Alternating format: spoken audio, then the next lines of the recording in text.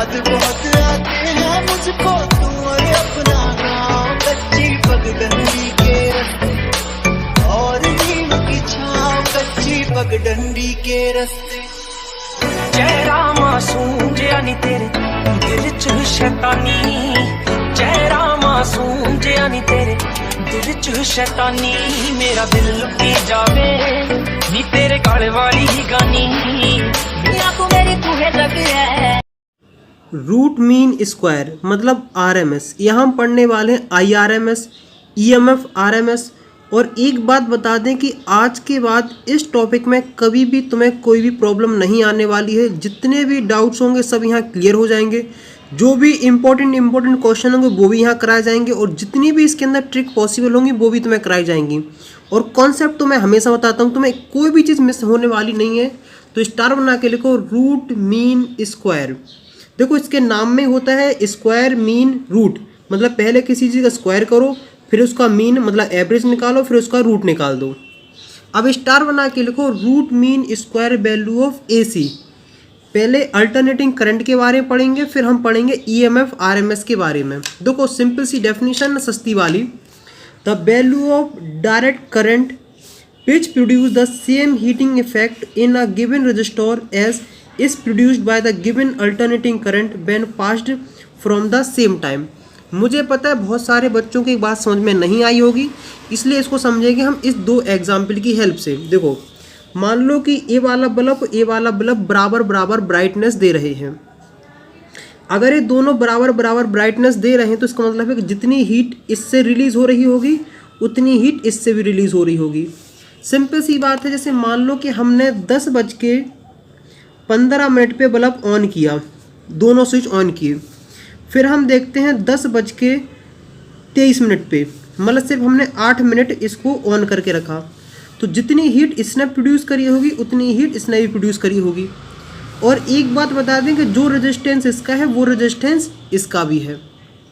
Simple सी ये रही तुम्हारे पास, ये कहने का यही मतलब था। अब हम बात करते हैं कि आईआरएमएस क्या होता है। अब देखो अगर ये दोनों बल्ब बराबर बराबर हीट प्रोड्यूस कर रहे हैं और दोनों का सेम रेजिस्टेंस है, तो अगर हम मान के चलते हैं कि इसके अंदर करंट फ्लो हो रहा है 3 एम्पियर और इसका मान के चलते हैं कि इसका जो रेजिस्टेंस है 6 ओम है, तो इसके अंदर जो अल्टरनेटिंग करंट फ्लो हो रहा होगा उसका आई मैक्सिमम क्या होगा, मतलब आई नॉट मतलब क्या होता है पीक वैल्यू। जैसे क्या होता है कि ये तुम्हारे पास एक अल्टरनेटिंग करंट है, तो अगर इसके अंदर 3 एम्पियर करंट हो रहा है तो इसके अंदर जो हमने एसी सप्लाई लगाई है उस सप्लाई का जो अल्टरनेटिंग करंट है उसका आई नॉट की वैल्यू क्या होगी, मतलब एम्पलीट्यूड की वैल्यू क्या होगी। कहानी यहाँ से शुरू होती है।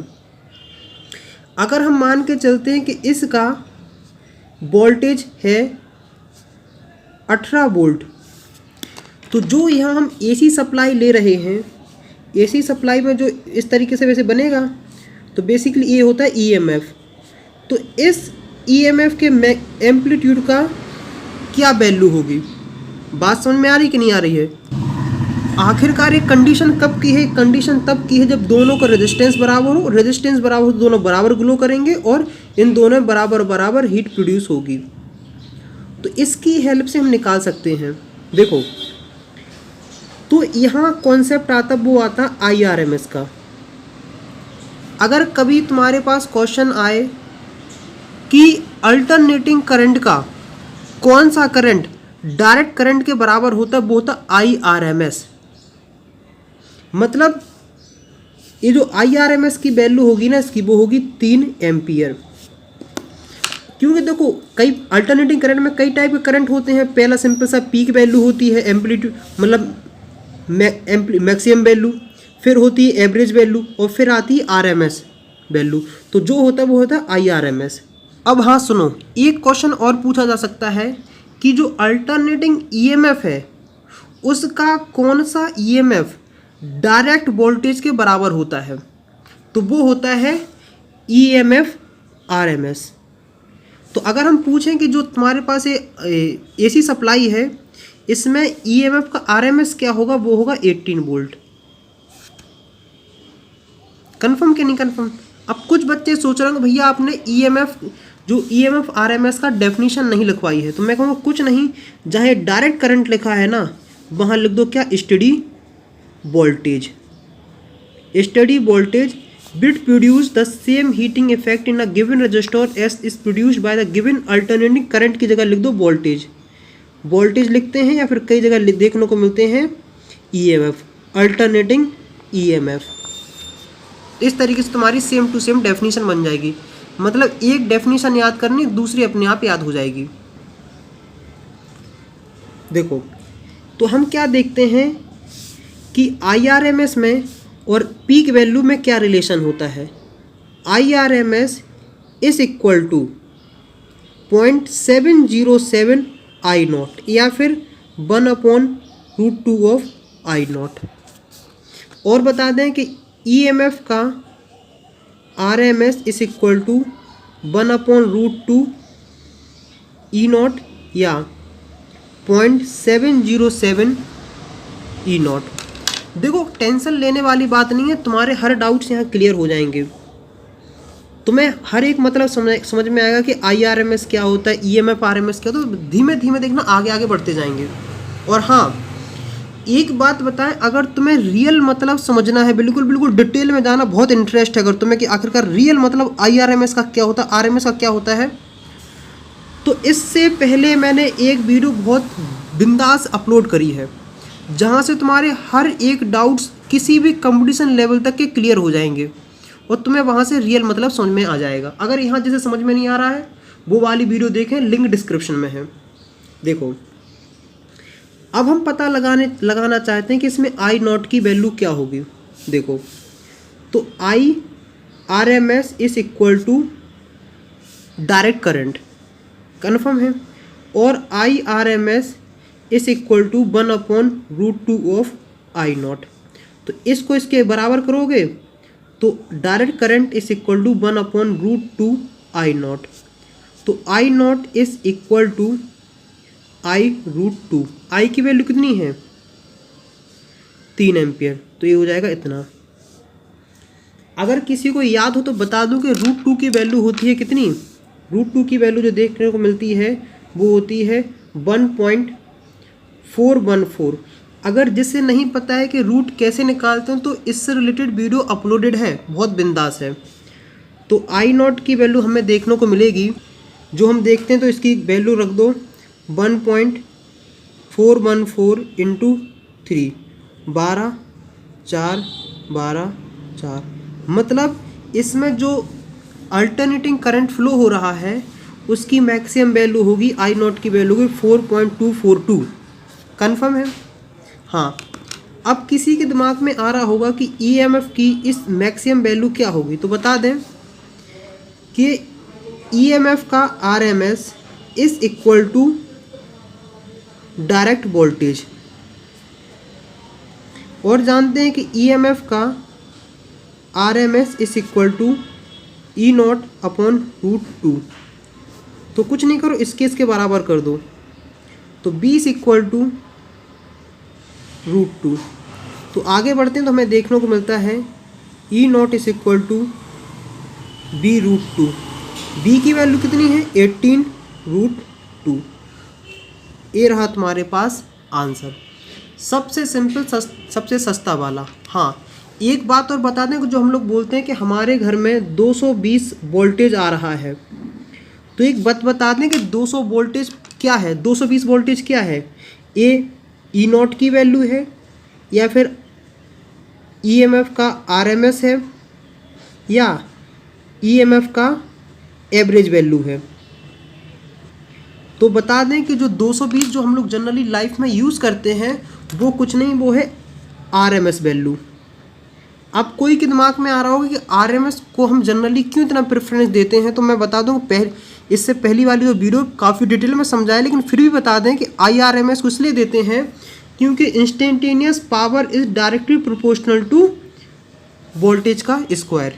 और एक और बात बता दें कि power is directly proportional to I square. अब किसी के दिमाग में आ रहा हो कि भैया आप पावर को इतनी इंपॉर्टेंस क्यों दे रहे हैं, क्योंकि रियल लाइफ में जो हम देखते हैं तो ज़्यादा फोकस हम पावर पे करते हैं। जो तुम्हारे घर में लाइट का बिल भी आता है ना, वो भी पावर में आता है, इसलिए पावर को बहुत इंपॉर्टेंस दी जाती है, इसलिए RMS की वैल्यू निकाली गई है।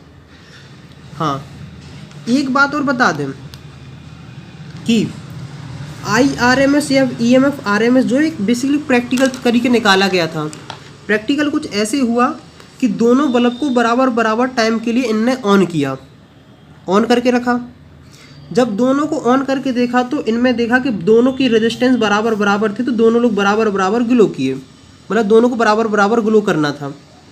तो जितनी हीट इसने प्रोड्यूस करी उतनी हीट इसने भी प्रोड्यूस करी।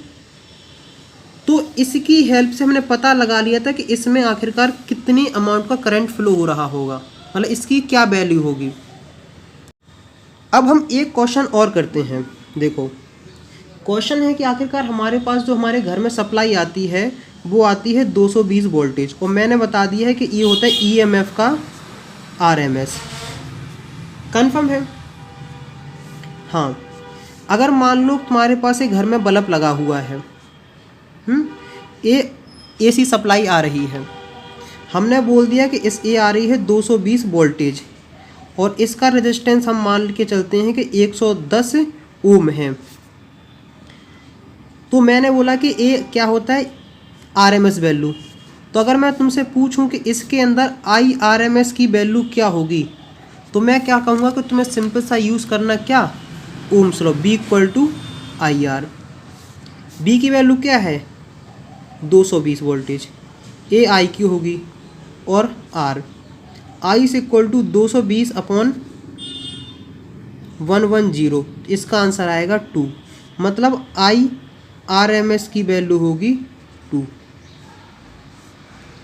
यहाँ तक कोई दिक्कत, कोई समस्या मेरे हिसाब से तो नहीं आनी चाहिए।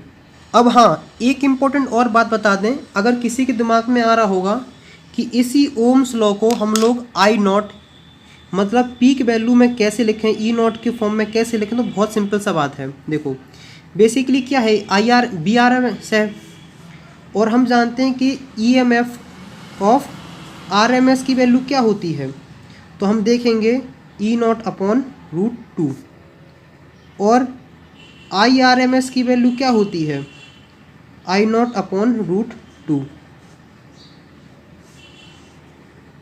कन्फर्म? तो देखो, कुछ नहीं, इसको यहाँ पुट करना स्टार्ट कर दो। B = IR, E0/√2 I0/√2 into R, √2 से √2 कैंसिल, तो E0 = I0 R। यहाँ तक कोई दिक्कत, कोई समस्या मेरे हिसाब से तो नहीं आनी चाहिए। मेन इंपॉर्टेंट है कि तुम्हें ये वाला रिलेशन याद होना चाहिए, ये दोनों इंपॉर्टेंट हैं बहुत। और ये IRMS है, EMF RMS जो बेसिकली होते हैं वो होते हैं किसके, डायरेक्ट करंट के वोल्टेज के बराबर के। तो इसको I मतलब ये IRMS डायरेक्ट करंट के इक्विवेलेंट होता है। तो मुझे उम्मीद है कि यहाँ तक तुम्हें बात समझ में आ गई होगी। अब हम क्वेश्चन करने वाले थे कि मान लो तुम्हारे घर में सप्लाई आ रही 220, हमने बोला है EMF RMS वैल्यू होती है, और इसके अंदर फ्रिक्वेंसी है 50 हर्ट्ज। तो तुम्हारे पास क्वेश्चन ये आता है कि आखिरकार इसे तुम इक्वेशन के फॉर्म में लिखो, किसके फॉर्म में, इंस्टेंटेनियस वोल्टेज के फॉर्म में लिखना है। अब ये सुनने में बड़ा कठिन सा लग रहा होगा, लेकिन बहुत आसान है। देखो, आसान कुछ इस तरीके से है कि हम लोग जानते हैं कि E = E0 sin ωt। ये जो वैल्यू होती है इसको बोलते हैं इंस्टेंटेनियस। इंस्टेंटेनियस क्यों बोलते हैं, क्योंकि तुम जैसे जैसे टाइम की वैल्यू रखते जाओगे तुम हर पल वोल्टेज की वैल्यू निकाल सकते हो। कन्फर्म, इसलिए इंस्टेंटेनियस बोलते हैं। मेन क्वेश्चन है क्या कि इसे E0 की वैल्यू निकाल लो। तो मैंने अभी हाल तुम्हें रिलेशन बताया है।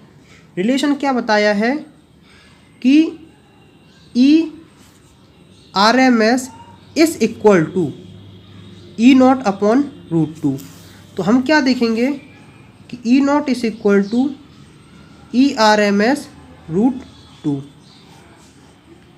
कन्फर्म। तो क्या करो कि इसको इसकी जगह पुट कर दो। तो E is equal to RMS की वैल्यू क्या है, वो है 220√2। अब बात आती है कि इसको लिखने के फॉर्म में, तो बता दें कि ओमेगा इज इक्वल टू होता है 2π/T।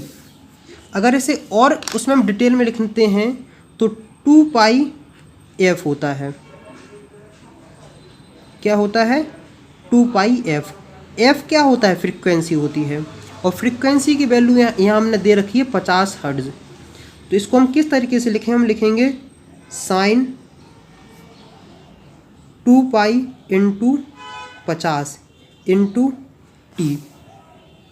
तो हमें क्या देखने को मिलता है, हमें देखने को मिलता है कि हमारे पास इक्वेशन आ जाती है। इसका जब तुम मल्टीप्लिकेशन करके लाओगे तो इसके पास तुम्हारे पास लगभग जो आंसर आता है वो आता है 311।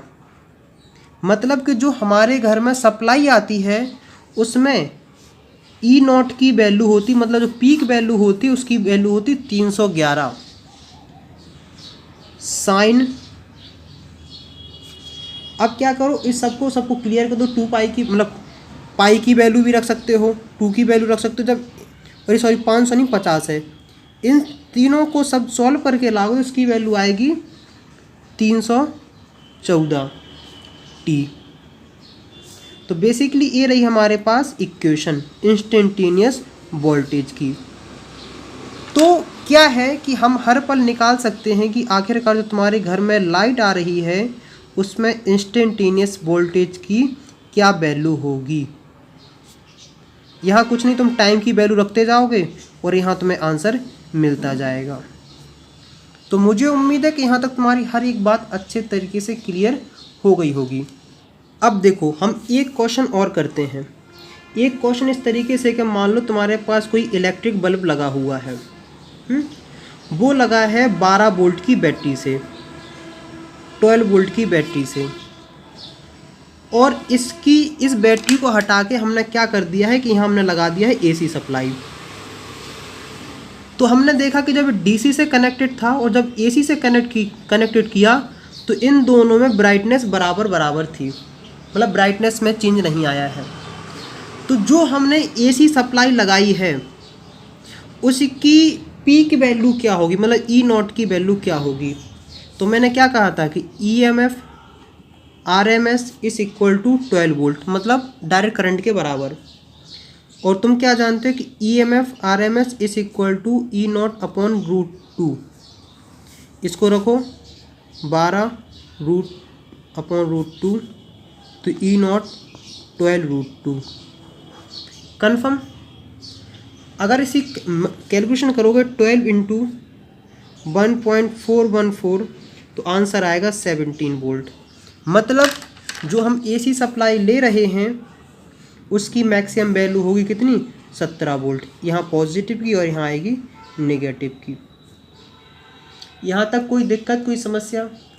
अब एक क्वेश्चन है किससे रिलेटेड, हम कराते हैं, घबराओ नहीं। देखो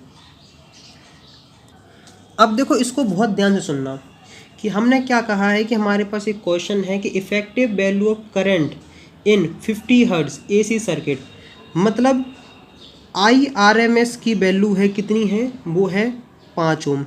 इफेक्टिव वैल्यू बोले, वर्चुअल वैल्यू बोल रहे, RMS वैल्यू बोल रहे, तीनों का मतलब एक ही है। और जो फ्रीक्वेंसी है वो हमारे पास कितनी है, 50 हर्ट्ज की।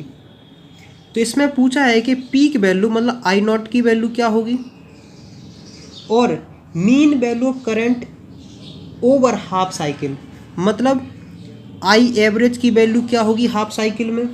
और तीसरा क्वेश्चन ये पूछा है कि आखिरकार करंट मतलब इंस्टेंटेनियस करंट की वैल्यू क्या होगी जब हमारे पास जो टाइम होगा वो हम टाइम ले रहे होंगे 1/300 सेकंड। कब के बाद, तुरंत जीरो के बाद, मतलब ये जीरो था और इसके बाद यहाँ टाइम। तो यहाँ ये वैल्यू हमें निकालने को है। कोई क्वेश्चन कठिन नहीं है, सब आसान है। देखो I0 is equal to √2 of IRMS, value रखो √2 × 5, आंसर आया 7.07 एम्पियर। मतलब जो हमारे पास अल्टरनेटिंग करंट होगा उसकी मैक्सिमम मतलब पीक वैल्यू जो होगी वो हमारे पास इतनी होगी आई नॉट।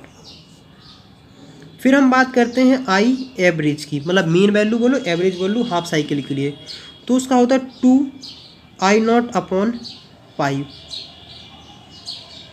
अब देखो 2 आई नॉट की वैल्यू 7.07 अपॉन पाई, पाई की वैल्यू तुम्हें रखनी पड़ेगी, तो पाई की वैल्यू तुम सॉल्व करके लाओगे। हाँ एक बात बता दें कि इसे तुम इस तरीके से भी याद रख सकते हो, इसकी जो डिवीज़न करके लाओगे तो इसकी वैल्यू होती है 0.637 आई नॉट, तो सॉल्व करके लाओगे तो 4.5 एम्पियर। तो यहाँ अगर कभी तुमसे क्वेश्चन पूछा जाए कि सबसे छोटी वैल्यू किसकी होती, वो होती मीन की, फिर होती है IRMS की, और सबसे बड़ी वैल्यू होती है आई नॉट की। ऐसी सेम टू सेम किस में है, ई नॉट के लिए भी, मतलब EMF के लिए भी वही सेम पैटर्न फॉलो किया जाएगा। हाँ अब जो हमारे पास मेन क्वेश्चन है कि आखिरकार करंट की वैल्यू कब होगी, जब टाइम होगा 1/300 सेकेंड। तो हम क्या जानते हैं कि I is equal to I nought sine omega T, इसकी वैल्यू रखोगे तुम्हें आंसर मिलेगा, लेकिन आई नॉट की वैल्यू कितनी है 7.07 साइन ओमेगा इक्वल टू क्या होता है, एंगुलर फ्रीक्वेंसी होती है। एंगुलर फ्रीक्वेंसी कौन सी होती है, जिस तरीके से वो AC जनरेटर रोटेट कर रहा होता है, तो होता है 2 पाई अपॉन टी, तो omega is equal to 2 pi F frequency के फॉर्म में लिखा।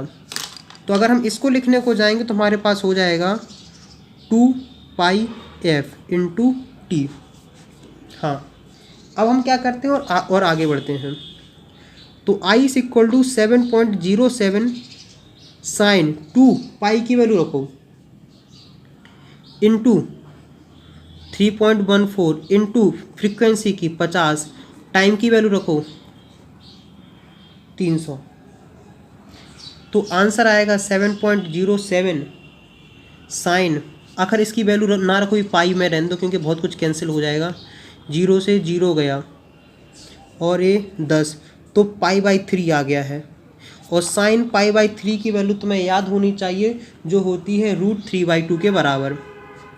तो 7.07 इंटू √3/2, तो आंसर जो तुम्हें देखने को मिलता है मतलब 6.12 एम्पियर ये रहा।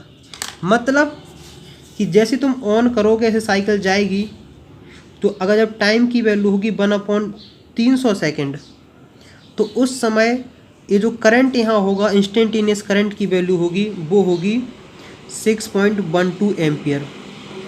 अगर कोई तुमसे पूछे, क्वेश्चन इस तरीके से भी हो सकता है कि अगर 1/150 हो तो क्या होगी, कुछ नहीं वैल्यू रखते जाओ आंसर पाते जाओगे। तो मुझे उम्मीद है कि यहाँ तक तुम्हें हर एक बात समझ में आ गई होगी। अब हम एक टाइप का क्वेश्चन और करते हैं जो काफ़ी इम्पोर्टेंट है कि कई बार तुम्हें इंस्टेंटेनियस की इक्वेशन दी जाती है और उसमें बाकी सब चीज़ें पूछी जाती हैं। तो इसको करने के लिए तुम्हें कुछ नहीं, जनरल इक्वेशन याद रखनी चाहिए। तो वो होती E2 is equal to E nought sine omega T, और ओमेगा इक्वल टू होता है 2 पाई अपॉन टी, या फिर बोल सकते हैं 2 पाई एफ फ्रीक्वेंसी के बराबर। इसके अलावा तो मैं कुछ भी याद नहीं रखना पड़ेगा। अगर हम इसका इससे कंपैरिजन करते हैं तो ई नॉट की वैल्यू क्या आ गई है 140। अगर इसका इससे कंपैरिजन करते हैं 300, T is equal to omega T, T से टी कैंसिल, तो ओमेगा इक्वल टू कितना हो जाता है 300। और अगर हम और आगे करते हैं तो 2 पाई एफ इक्वल टू 300। बोलो यहाँ तक कोई दिक्कत कोई समस्या मेरे हिसाब से तो नहीं आनी चाहिए। हाँ अगर तुम्हें आई नॉट की वैल्यू पता चल गई है, तो अगर कोई पूछे कि EMF का RMS वैल्यू क्या होगी, तो सिंपल सा आंसर होता है कि RMS equal to E nought upon √2, तो 140 अपॉन 1.4 आंसर आया 100 वोल्टेज। कन्फर्म है कि नहीं। और अगर तुमसे कोई पूछे कि एंगुलर फ्रीक्वेंसी क्या होगी, तो वो होती है इतनी। और अगर तुमसे कोई पूछे फ्रीक्वेंसी क्या होती है, तो omega equal to 2 pi F, तो एफ इक्वल टू होता है ओमेगा अपॉन 2 पाई। तो ओमेगा की वैल्यू रखो, ओमेगा की वैल्यू होती है हमारे पास है ही जो है 300 के बराबर अपॉन 2 पाई रख दो, 2 इंटू 314। तो लगभग इसका आंसर आएगा 50 हर्ट्ज़ के आसपास। तो अगर तुम्हारे पास इस तरीके से इक्वेशन दी हो और तुमसे पूछ लिया जाए फ्रीक्वेंसी निकालो तब भी निकाल सकते हो, ERMS की वैल्यू निकालो तब भी निकाल सकते हो, और E0 की वैल्यू निकालो तब भी निकाल सकते हो। और अगर तुम्हारे पास ये सब वैल्यू रखी हो तो इसको ही बनाने को दिया जा सकता है। 2 ही टाइप की पॉसिबिलिटीज़ में देखने को मिलती है। तो अब कभी कभार इस तरीके से क्वेश्चन पूछ लिया जाता है कि मान लो तुम्हारी कोई सर्किट है, ये बल्ब है, इसमें AC सप्लाई जा रही है और जो करंट है, या फिर मान लो इसके अंदर कोई सप्लाई जा रही, करंट की वैल्यू है 2T, मतलब इक्वेशन के फॉर्म में दी रखी है। तो बताओ IRMS की वैल्यू क्या होगी। तो मैं कहूँगा कि IRMS इस इक्वल टू जो होता है, पिछली वाली वीडियो में काफ़ी डिटेल में बताया था, T1 से लेके T2 I का square DT upon T2 minus T1। Simple सा रखोगे आंसर तुम्हें मिलेगा। मान लो T1 से मतलब T1 की वैल्यू है 0 सेकेंड और T2 की वैल्यू है 5 सेकेंड। तो रखोगे आंसर 0 से 5, I की वैल्यू रखोगे 4T स्क्वायर, क्योंकि I की वैल्यू तुमने क्या रखी है 2T रखी है, तो 2T का स्क्वायर क्या होता है 4T square upon T2 minus T1, 5 minus 0 DT। तो √2 0 से लेके 5 तक इसका इंटीग्रेशन करोगे तो इंटीग्रेशन आएगा 4 T³ अपॉन 3 अपॉन 5। तो सॉल्व करके लाओगे तो आंसर आएगा 4 अपॉन 5, पहले 125 अपॉन 3, इससे गया तो 4 इंटू 25 अपॉन 3, 100 अपॉन 3। तो IRMS इक्वल टू 10 अपॉन √3। अगर ये सब आखिरी का समझ में नहीं आया तो इससे पहले जो वीडियो अपलोडेड है उसको एक बार ज़रूर देखें, तो मैं हर एक चीज़ क्लियर हो जाएगी। और हाँ, जाते जाते एक चीज़ और बता दें, कई बार इस तरीके से इक्वेशन दी रहेगी और तुमसे कहा जाएगा कि जो IT की इक्वेशन लिख दो। अगर रेजिस्टेंस की वैल्यू तुम्हारे पास है 2 ओम, तुम्हें एक बात याद होनी चाहिए कि I0 is equal to E0 upon R। तो I0 इज इक्वल टू क्या हो जाएगा, E0 की वैल्यू क्या है 140 अपॉन 2, तो 70 हो जाएगी। तो इक्वेशन बनेगी IT is equal to 70 sine 300 into T। और अगर तुमसे कोई पूछे कि ये निकाल लिया और इसकी हेल्प से IRMS की वैल्यू निकालो, तो कुछ नहीं होता है ERMS अपॉन R। तो कुछ जो भी IRMS आई थी, मान लो कितनी आई थी हमारे पास 100 आई थी, 2 कर दोगे 50 हो जाएगा। और अगर तुमसे कोई कहे कि एवरेज वैल्यू निकालो, कुछ नहीं, सिंपल सा रिलेशन है, एवरेज का एवरेज कर देखो, एवरेज EMF का रिलेशन है I एवरेज से।